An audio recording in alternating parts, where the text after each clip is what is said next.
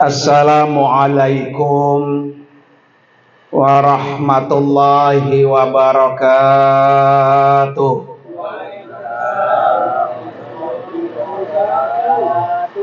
Bismillahirrahmanirrahim.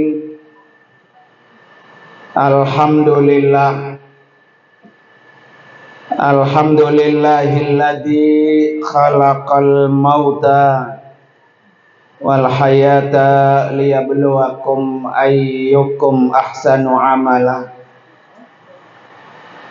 Asyhadu an la ilaha illallah wahdahu la syarikalah wa asyhadu anna sayyidana wa nabiyyana Muhammadan abduhu wa rasuluhu la nabiyya wa la rasula ba'da.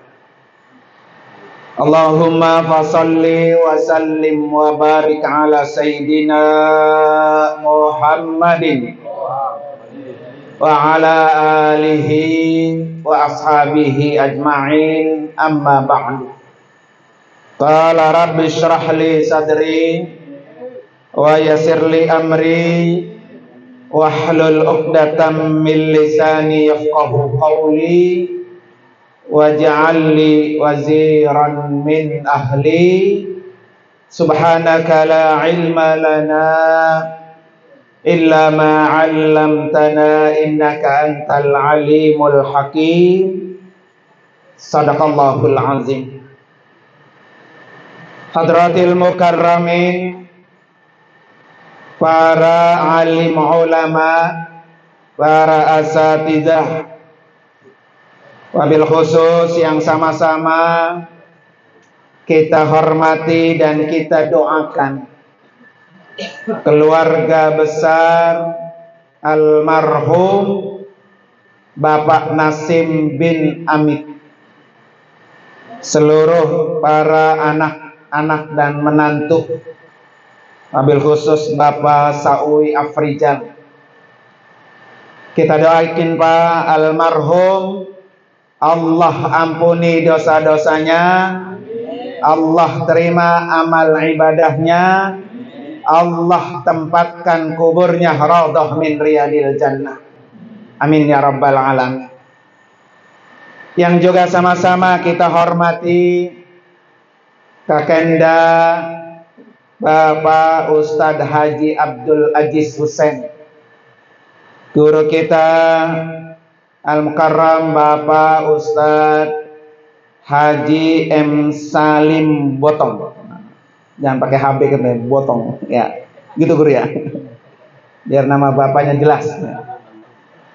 Guru kita Al-Mukarram Bapak Ustadz Haji Mastur Umar SAG, guru kita Al-Mukarram Bapak Ustadz Haji Asisuddin, guru kita Al-Mukarram Bapak Ustadz Haji Ali Akbar, Bapak Ustadz Guru Khotib, Bapak Ketua Musholla Al-Mukarramah, Bapak Adi, dan seluruh guru-guru kita doain agar guru-guru kita Allah kasih panjang umur, Allah kasih kesehatan, berkah dunia dan akhirat. Para bapak hadirin sekalian, jamaah majelis tahlil yang dimuliakan oleh Allah Subhanahu wa taala.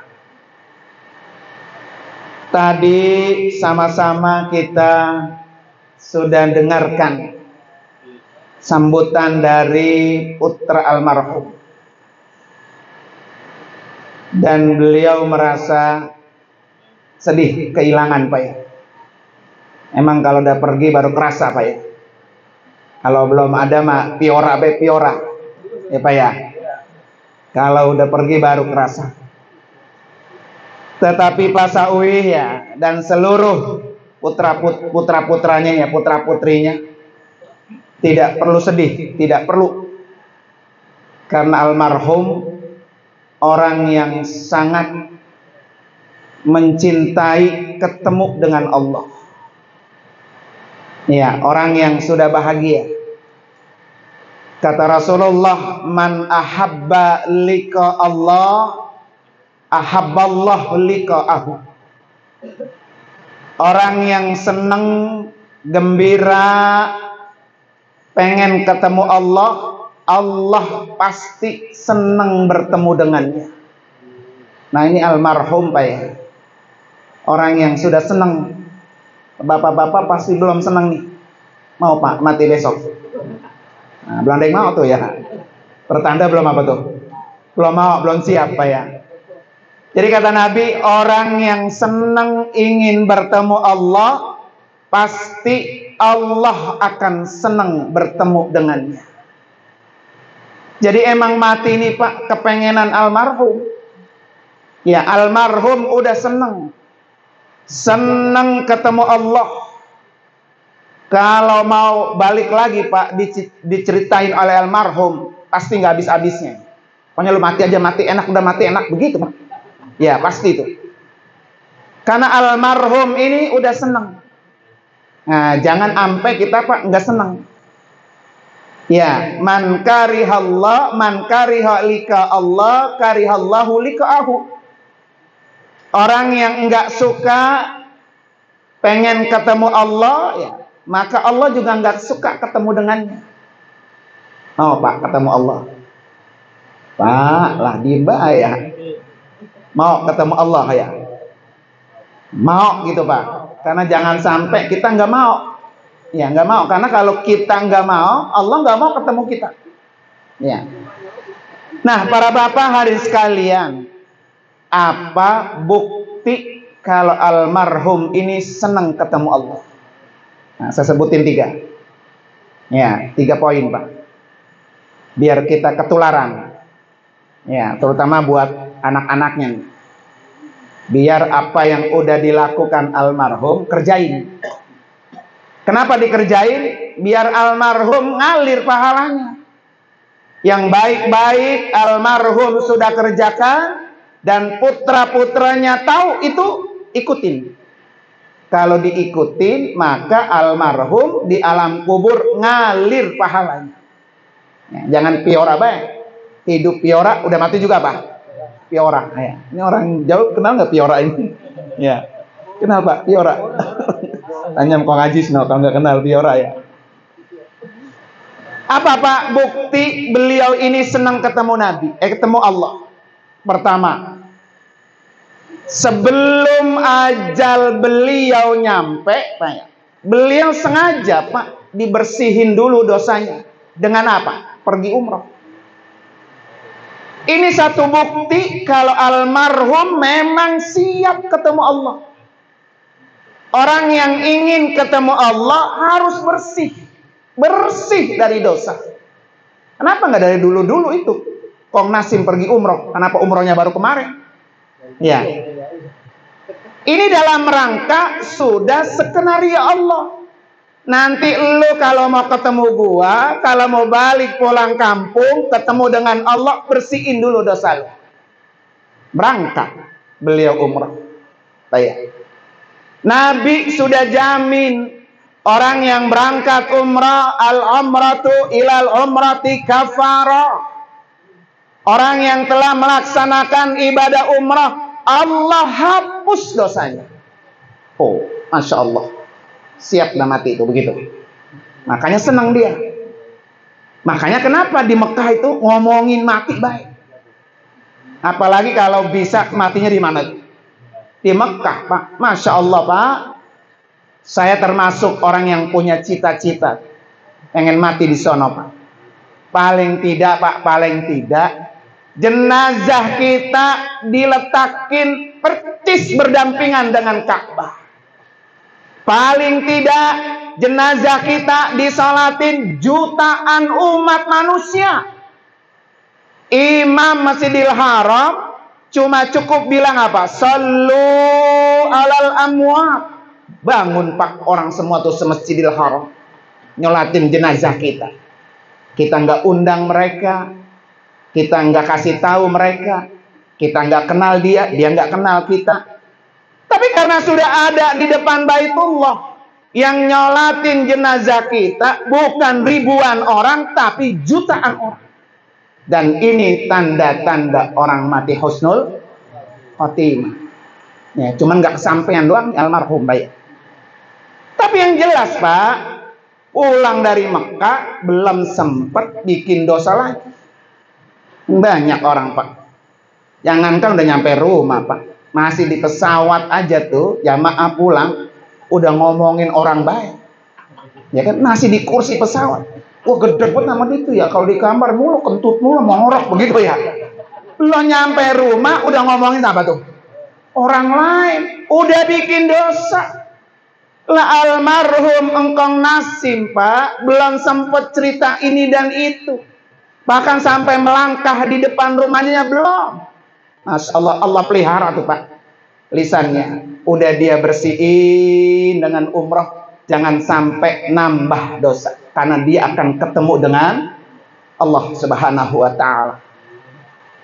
Bahkan dalam riwayat lain Pak disebutkan, man kharaja al-mu'tamir atau man kharaja al-umrata famata kutibalahu ajru umrah ila yaumil qiyamah. Orang yang dari rumahnya keluar untuk melaksanakan ibadah umrah, lalu mati orang itu, kemudian Allah catat baginya pahala umrah sampai hari kiamat. Nah ini yang paling mahal Pak. Siapa sih orang Pak, sekaya apapun Pak ya orang di dunia, mungkin gak bisa umrah sampai hari kiamat. Ya, sekaya apapun. Tapi dengan perantara ibadah umrah yang mati tadi itu Pak, maka orang itu dikaruniai apa? Pahala umrah sampai hari kiamat.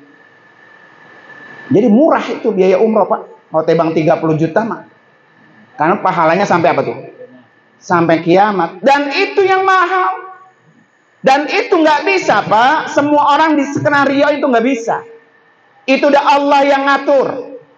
Jadi nanti kalau ketemu dengan Allah, bersihin dulu dosa-dosamu, udah bersih, ketemu dengan Allah Subhanahu wa ta'ala. Ya, makanya kata Allah dalam surah Kahfi apa? Faman kana yarju liqa Allah liqa rabbi falyamal amalan salihah. Itu kan Allah yang nyebut Pak. Jadi kata Allah, barang siapa yang berharap ingin ketemu Allah, maka lakukan amal soleh. Siapa bilang Pak umrah bukan amal soleh? Ya, umrah ini jelas-jelas amal soleh. Kenapa umrah disebut amal soleh? Pertama, umrah itu perintah Allah. Wa atimmul hajja wal umrata lillah. Yang kedua, kalau dia perintah Allah, berarti ibadah umrah ini perintah yang sangat penting. Yang ketiga Pak, kalau dia penting, pahalanya besar. Kalau dia pahalanya besar, maka seluruh ibadahnya Allah terima. Tidak ada yang Allah tolak. Karena dia menjalankan perintah Allah. Nah ini yang spektakuler Pak. Yang kita kudu apa tuh? Kudu belajar. Kenapa sampai almarhum Allah kasih kesempatan yang luar biasa. Ini baru satu poin Pak. Satu aja kita berat ikutin dia. Ya, bisa ngikut almarhum, dapat pahala umrah, dihapus dosa-dosanya, pahala umrahnya sampai hari kiamat. Bahkan tidak ada doa-doa yang dipanjatkan Allah tolak. Nggak ada Pak. Ya, makanya dulu Pak Nur Ali kan pesen, kalau ada orang pulang haji, pulang umrah dari Mekah Pak, kita suruh datang tuh ke rumahnya. Ngapain? Minta doa. Kenapa Pak? Karena doa tamu Allah tidak ditolak Allah. Wa inda'au ujibu, kata Nabi begitu. Kalau para tamu Allah ngangkat kedua tangannya, dia berdoa, dia minta kepada Allah, pasti Allah kabul. Maka tadi alhamdulillah tuh Pak. Kata almarhum, sudah lo, udah gua doain semuanya lo pada umrah lo. Maka saya bilang tadi di awal, kalau bisa lakukan apa yang almarhum sudah lakukan. Biar almarhum bisa apa? ngalir pahalanya. Ngalir pahalanya ya. Yang namanya dunia mah Pak begitu Pak. Ya, sekarang mah lagi megah-megah, lagi berjaya-jaya, ya besok juga ditinggal. Ya, jadi nggak perlu dipenting-pentingin Pak ya. Yang penting adalah seperti almarhum Pak nih Pak, yang paling penting. Makanya ada orang bilang apa? Orang yang paling sukses adalah orang yang ketika mati kayak almarhum. Ini orang paling sukses. Orang paling sukses itu bukan dilihat jabatannya banyak, bukan dilihat hartanya banyak, bukan dilihat uangnya banyak, dihormati banyak orang, followersnya banyak, bukan. Tapi orang yang paling sukses, ya ini kayak almarhum. Jonjon dah, jonjon. Ya. Sama saya bilang tadi, kalau suruh balik lagi ke dunia, suruh cerita, pasti almarhum bilang, udah lu pada mati aja kayak gue, enak nih, enak begitu. Ya, saya yakin begitu Pak. Maka ini Pak Sawi dan semua anak-anak mantunya Pak gembira, bahagia ya. Nggak perlu berlarut-larut. Yang penting bagaimana nih kita sebagai anak bisa ngikuti jejak almarhum. Tuh yang pertama Pak. Yang kedua, almarhum ini Rasulullah sebutkan sebagai orang yang paling cerdas. Ya, Rasulullah sebut orang yang paling cerdas. Orang yang paling cerdas Pak, yaitu almarhum nih. Nabi ditanya oleh sahabat, ayyul mu'min afdalu ya Rasulullah. Orang mukmin yang paling afdal, yang paling utama itu siapa ya Rasulullah? Nabi menjawab, ahsanuhum khuluqa. Orang yang akhlaknya bagus. Itu muslim mukmin yang paling afdal. Kemudian Nabi ditanya lagi, ayyul mu'min aqyas. Ya Rasulullah, mukmin yang paling cerdas itu mukmin yang mana? Ya. Mukmin yang paling cerdas adalah mukmin yang selalu banyak mengingat kematian dan disiapkan kematian itu datang. Nah ini kan almarhum banget. Ngapa sih di Mekah ngomongin apa? Mati baik. Nggak, jarang Pak kita nih duduk begini ngomongin mati, jarang kan? Kita paling ngomongin mati kalau lagi tahlil doa. Ya itu kan bukan buat diri kita, bukan ya? Ya. Tapi almarhum berulang kali. Sampai-sampai teman sekamarnya gitu Pak, udah kong jangan ngomongin mati Pak. Gitu ya. Istilahnya, saking itu bahwa almarhum itu mendambakan Pak. Kematian itu lebih baik baginya daripada kehidupan dunia. Memang Pak Allah sudah bilang kan, wal akhiratu khairul laka minal. Nah gitu. Jadi buat orang beriman, buat orang yang punya amal soleh, buat orang yang udah siap mati Pak kayak almarhum, kehidupan akhirat itu lebih baik baginya daripada kehidupan dunia. Mata kita doang Pak. Ya kan Pak Sawi ditinggal mati sedih. Tapi kalau almarhum apa? Senang, bahagia, gembira. Itulah bedanya Pak. Orang yang mati husnul khotimah dengan su'ul khotimah. Kalau orang yang mati husnul khotimah Pak, yang ditinggal nangis, yang pergi pulang kampung senang. Tapi kalau orang mati yang sul khotimah Pak, ya sul khotimah, yang ditinggal gembira. Mamanya ada orang tukang nyuri motor, orang maling, orang rampok, mati lu mampus gitu Pak ya. Jadi orang sekelilingnya tuh Pak seneng lihat dia mati. Nggak nangis pisang enggak. Itu mati apa tuh? Sul khotimah. Tapi almarhum Pak, orang yang ditinggal sedih.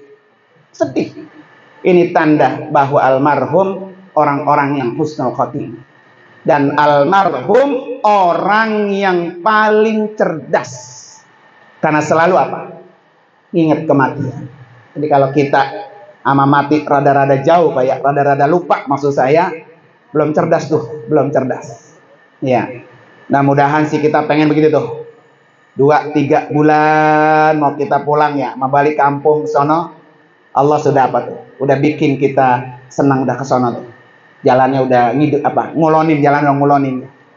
Bukan mah nyetanin atau apa? Ngidulin. Ngetan, sono banyak janda, mulu ngetan mulu Pak ya. Mamanya gitu ya. Ngidul sono ya. Tapi yang usia 50 tahun ke atas, bismillah. Udah kemana tuh? Ngulon.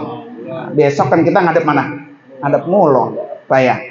Ini mau udah 50, 60, 70 masih ngidul sama ngetan tuh. Ya. Janda di mana gak tahu itu ya. Begitu mamanya, umpamanya ya. Sini mah nggak ada Al-Mukarromah ya. Lain Al-Mukarromah mah ya. Nah, para bapak dan hadirin sekalian, itu yang kedua. Yang ketiga, Pak. Bukti almarhum ini orang yang siap bertemu dengan Allah. Apa, Pak? Almarhum ini termasuk salah satu jamaah taklim saya malam Sabtu, Pak, yang rajin. Rajin sekali. Ya. Rajin banget, Pak. Orang yang ampe matinya, Pak, masih ngaji baik. Ya, masih ngaji walaupun dia udah tua, Pak. Apa janji Nabi? Man salaka tariqan yaltamisu fihi ilman. Orang yang selalu jalan mencari ilmu, kata Nabi, sahhalahullahu lahu bihi tariqan ilal jannah. Maka orang itu Allah mudahin jalan menuju surga. Makanya gampang Pak almarhum. Matinya gampang, kagak nyusahin. Ada orang kan Pak sakit nangkrak bertahun-tahun. Yang ngurusin apa pada apa? Bosen. Aki-aki kapan matinya sih, ribet gue ya. Jadi ngurus sampai bosen. Ya, ini almarhum Pak cuma sesaat, sejenak.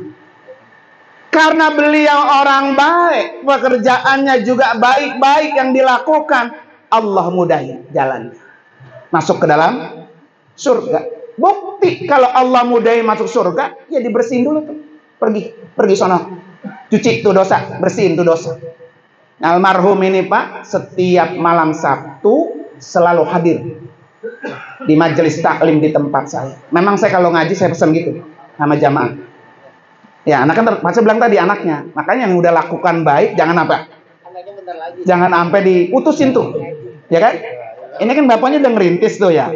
Udah bagus. Biar bapaknya dapat pahala, anaknya apa tuh? Terusin. Gitu. Dijemput sama ketua musola ya. Rajin Pak, rajin.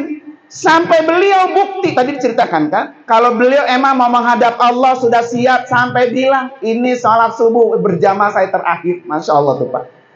Ya kita nggak sadar bahwa itu terakhir dia menginjakkan kakinya ke musola Al-Mukarromah.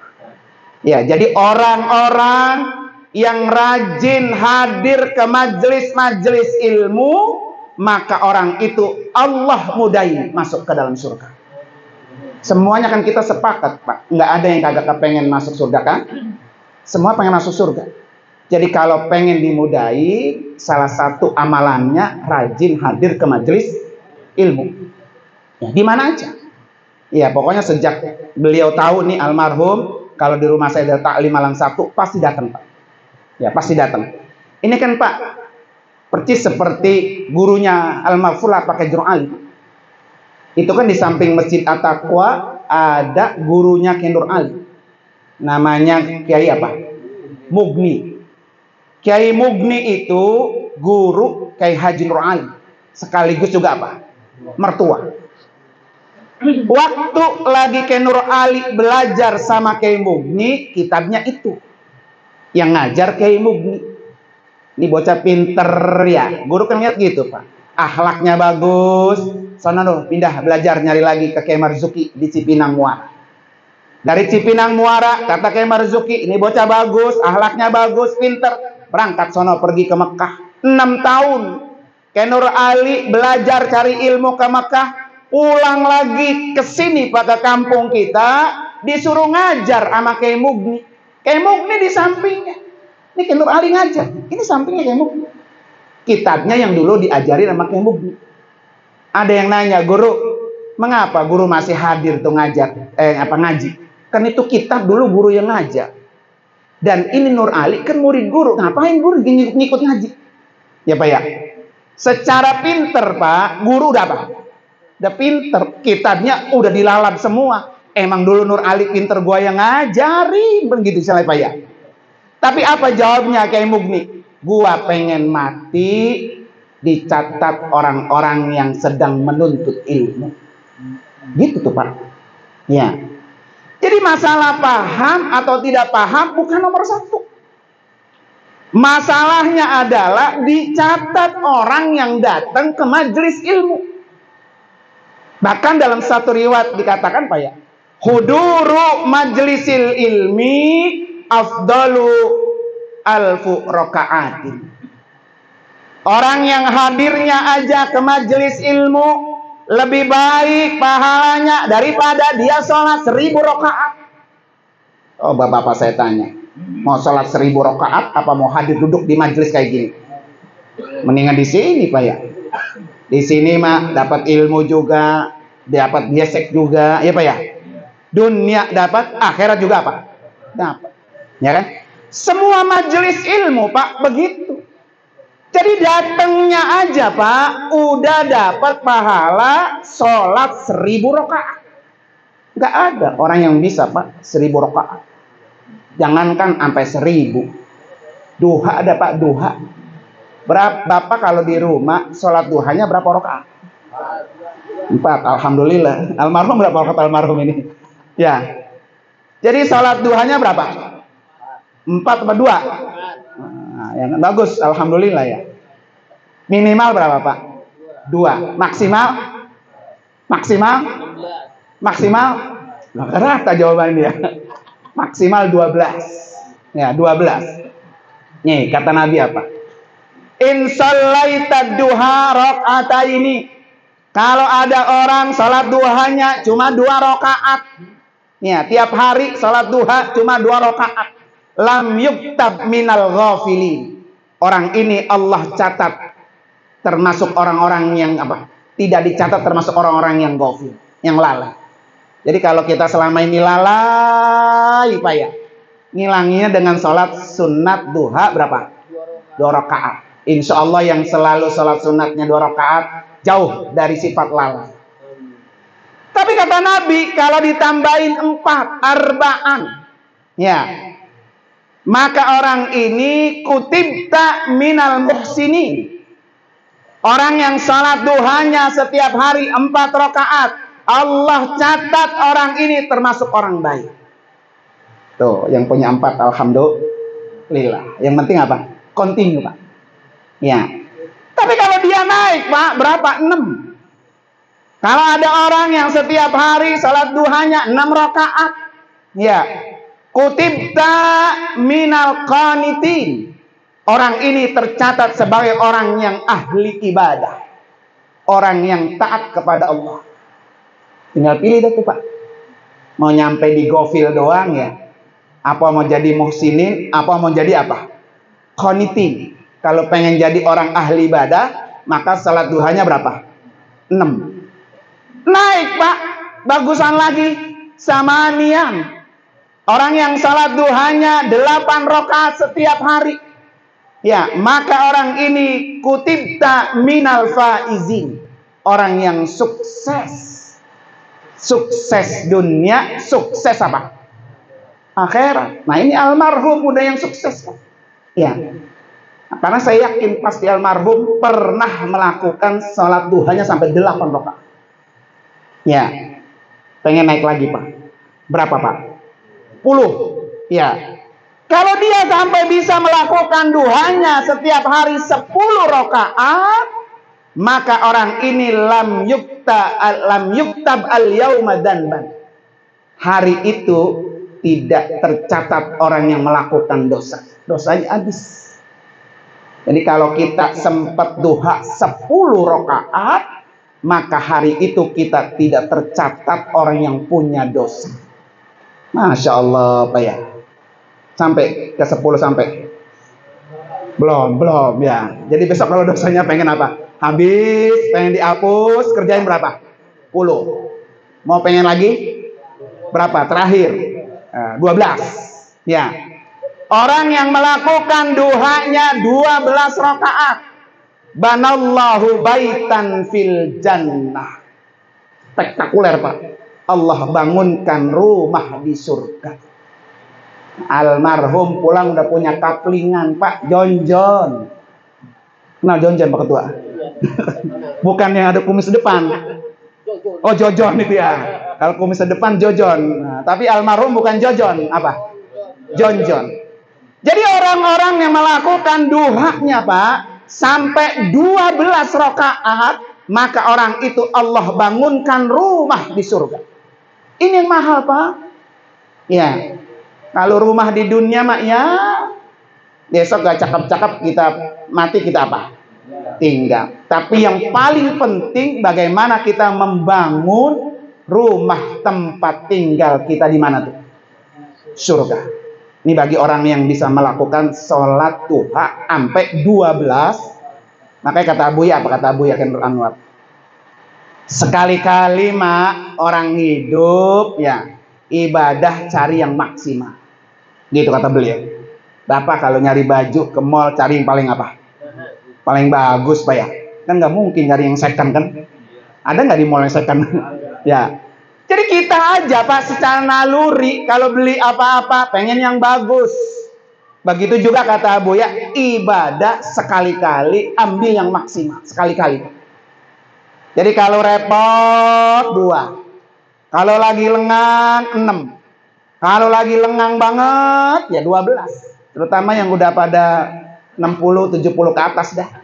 Ya. Kan kalau udah tua beda, Pak. Kalau udah tua nih mau sholat 12 rakaat, dengkul udah pada sakit, ruku sakit, sujud kaki ya. Masih muda yang masih kuat kagak mau sholat, nunggu kalau udah apa? Tua. Udah tua, kakinya pada sakit. Kayak orang ngaji juga, Pak. Udah, Pak, ngaji ke Majlis Taklim. Ntar kalau udah tua-tua masih muda mau rajin bet ngaji ya. Udah tua kakinya apa? Sakit-sakitan. Muda kagak, tua juga, Pak. Kagak. Nauzubillah, Pak ya. Nah, ini Pak 3 poin. Mudah-mudahan ya, saya bilang tadi. Pertama, anak-anaknya kalau pengen almarhum, pengen aliran pahalanya terus ngalir, ikutin. Dari 3 ini, mana yang bisa? Kayaknya malam Sabtu yang bisa ya? Iya, malam Sabtu yang bisa itu ya. Ikutin, yang mana yang kita bisa? Ya, Pak ya. Termasuk juga kita, Pak. Kita malam ini dikasih pelajaran oleh almarhum.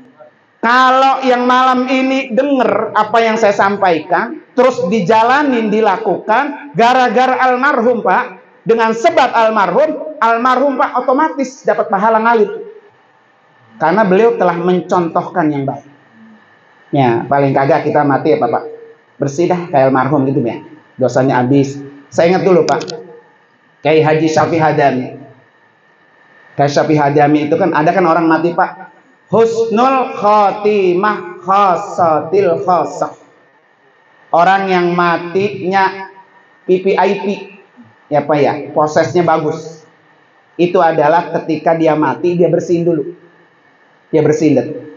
Syafi'i Hadami itu begitu, Pak. Ketika pulang ceramah, kemudian dia mampir ke pom bensin. Dia kencing, dia bersihin semua. Bersihin semua. Ya dia wudhu gitu, Pak, wudhu. Pas pulang, besok nih kalau gua mati, gua kubur di sini ya, besok. Gitu, Pak. Lah baru ngomong gitu masuk ke rumah, Pak, udah langsung mati. Tuh, matinya udah bersih. Udah berwudhu. Makanya kenapa kita disunahkan selalu berwudhu tuh begitu, Pak. Kalau lagi datang tuh Israel ke kita udah apa tuh? Siap. Ya kan? Jangan sampai Israel datang masih di atas perut Jablay. Nah, itu yang kita takut ya. Nah, itu kita takut, Pak ya. Ya, lagi enggik. Israel datang pisan. Masya Allah, ya kan. Atau lagi goplak, apa tuh main apa tuh. Nah, ya kan. Datang pisan itu Israel. Nah, itu nauzubillah, Pak, nauzubillah. Makanya kita paling tidak selalu berdoa, Allahumma inna nas'aluka husnal khotimah wa na'udzubika min su'il khotimah. Udah 3 poin aja, Pak. Ya, terima kasih. Insya Allah mudah-mudahan nanti kita sambung lagi kalau ada kesempatan, ada panjang umur, Pak ya. Mari sama-sama kita baca suratul Fatihah khusus buat almarhum Bapak Nasim bin Utom Amit. Allah angkat derajatnya.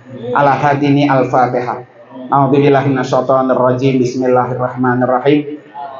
Alhamdulillahirabbil alamin arrahmanir rahim maliki yaumiddin iyyaka na'budu wa iyyaka nasta'in ihdinas siratal mustaqim siratal ladzina an'amta 'alaihim ghairil maghdubi 'alaihim waladdallin amin. Yang kedua, Pak, mari sama-sama kita baca Fatihah untuk saudara-saudara kita yang di Palestina. Pasti Bapak-bapak sudah sangat tahu, melihat video-video dan lain sebagainya. Mampu dengan doa, doain. Mampu dengan cuan, ya silakan.